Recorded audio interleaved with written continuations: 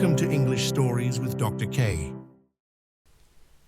The Power of Kindness by Ann Sundeen. On a dreary Monday morning in Philadelphia, Alex stopped at a convenience store on his way to work to get a cup of coffee. He had overslept and was running late and in no mood to speak to anyone. As he slapped his money on the counter, the cashier, an older woman about the age of his mother, smiled at him. "How are you doing this morning?" she asked. Alex was about to give his customary answer to such questions from strangers. Fine. But something about the woman's smile stopped him. She seemed sincere and genuine. "You know, I've had better mornings," he admitted, shaking his head. The woman grinned. She handed the change back and patted his hand. "I know how you feel, but you know what? I bet your day gets better. I sure hope it does." As Alex walked out the door, he realized he was smiling. He held the door open for an elderly man who was fumbling with an umbrella. "Why, thank you," the man said, looking surprised. "No problem," Alex replied. "Have a good one." As he headed to work, Alex felt better. Maybe today would be a good day after all. 6 hours later, in a rural part of Missouri, a retired couple waited in a lunch line at a fast food restaurant. Behind them stood 2 firefighters. The man heard them talking about how hungry they were and how hectic their morning had been. Apparently, they put out a fire at a nursing home. There was a lot of confusion and panic, but the firefighters managed to evacuate everyone safely. Next, the man and his wife stepped to the counter and ordered. Just as the server handed them their burgers and fries, a loud alarm went off in the parking lot. "Oh man," said one of the firefighters in an exasperated voice. "Looks like lunch is going to have to wait," replied the other as they left the line. The man spotted a flashing light on top of a fire engine parked outside. He realized another emergency was happening and the firefighters were needed. That's when he had an idea. "Wait a second," he called out as he hurried after the firefighters.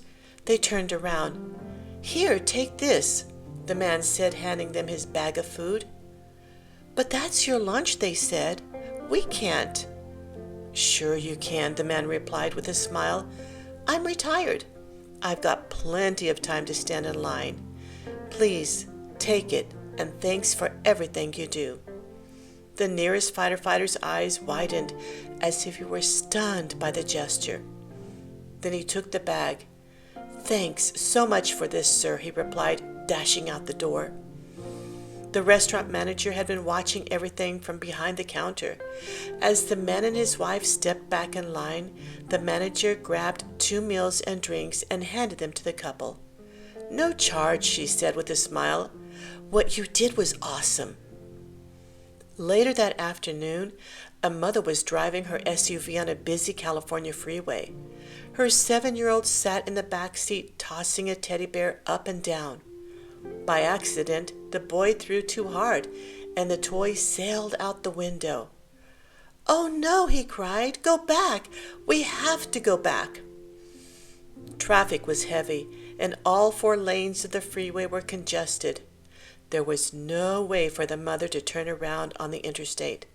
Her son sobbed and pleaded for her to stop. Finally, she pulled off on a service area. "We can't get the teddy back," she explained, "but would a hot fudge sundae make you feel better?" The little boy wiped his eyes and nodded. As the 2 sat at a picnic table outside an ice cream shop, a roar of approaching motorcycles filled the air. Several bikers dressed in leather pulled into the parking lot. The tallest one got off his motorcycle and walked over to the boy and his mother. "You driving that white car?" he asked, pointing toward the woman's Honda. The woman nodded nervously. Her son cowered next to her. The biker reached inside his leather vest. "You lose this?" He opened his hand to reveal the bear. "I think he came from your car." "Teddy," the boy shouted. He jumped up, grabbed the bear, and impulsively hugged the tail biker around the legs. "Thank you," the mother exclaimed. "How can I repay you?" "You already have," the biker said sheepishly. "I've got a son of my own. Seeing your boy this happy makes my whole day." That evening in Missouri, Jane packed a suitcase, called a cab, and finally left her husband. For years he had abused her. His habit of punching the side of her face while he was driving had damaged her teeth and forced her to get several root canals.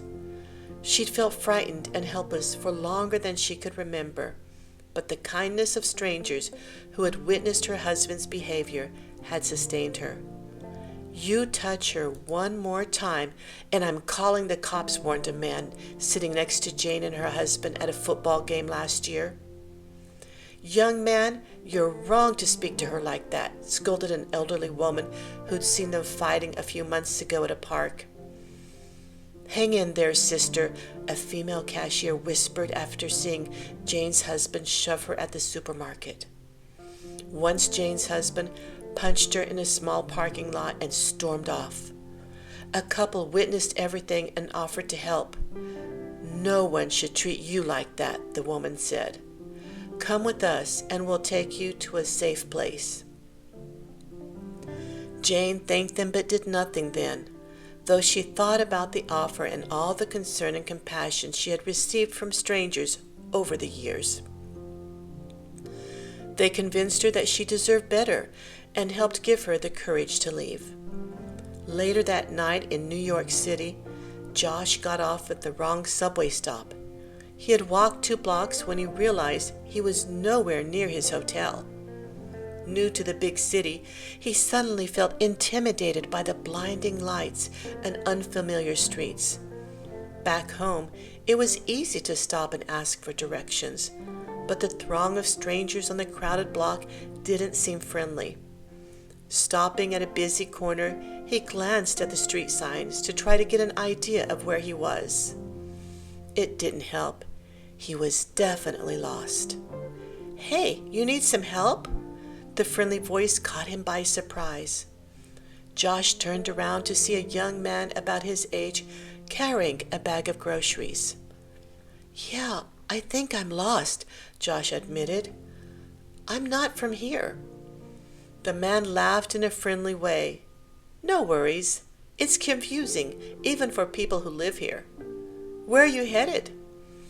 The man gave Josh directions and even walked with him to a closer subway station.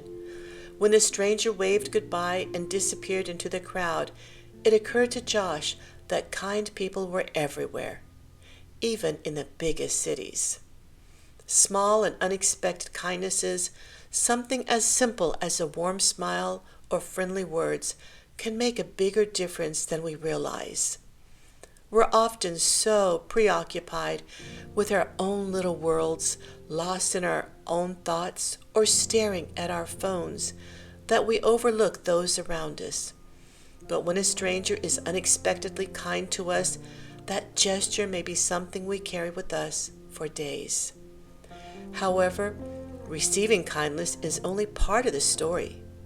Research suggests that practicing kindness, giving kindness to others, is even more gratifying.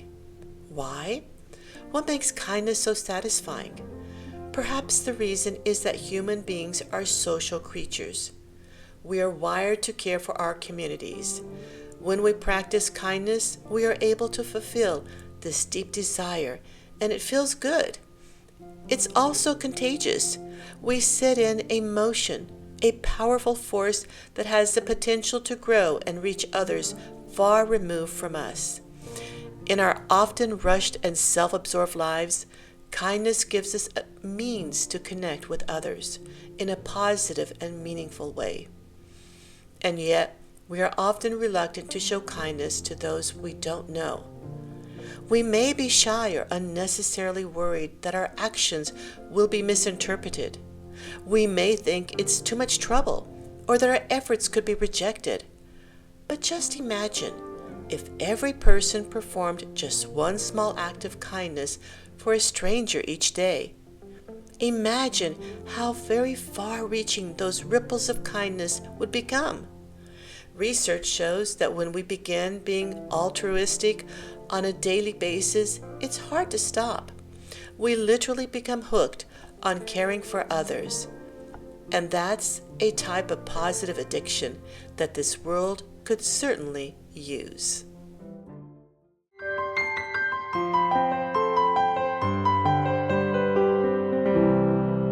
Please subscribe, like, and share.